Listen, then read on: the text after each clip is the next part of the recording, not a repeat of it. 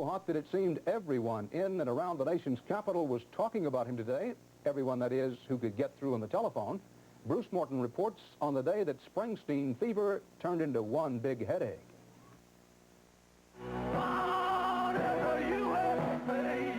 And sold out in the USA, all over the USA. They've been standing in line in New York, in Philadelphia, in Washington, D.C. I didn't get tickets for Springsteen. Hey, you're not alone. Bruce Springsteen is the hottest ticket in the country. AT&T has learned that the hard way.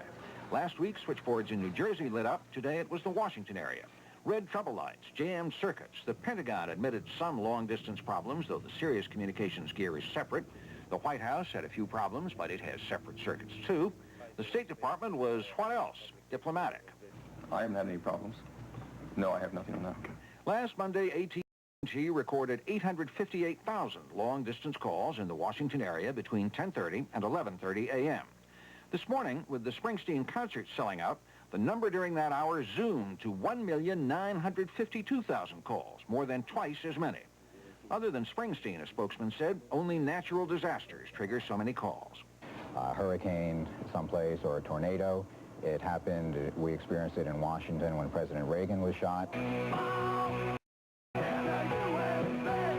Springsteen is not a hurricane, but he is hurricane-sized these days. I think he's the meat and potatoes rocker, you know, the main guy.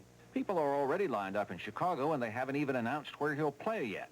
AT&T is sending a computer analysis of today's wave of busy signals to its Chicago office so they can get ready. The company says its equipment is the finest, made like the singer.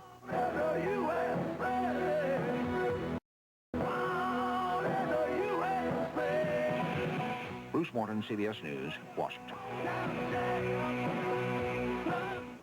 And that's the CBS Evening News for this Monday. Dan Rather reporting from New York. Thank you for joining us. Good night.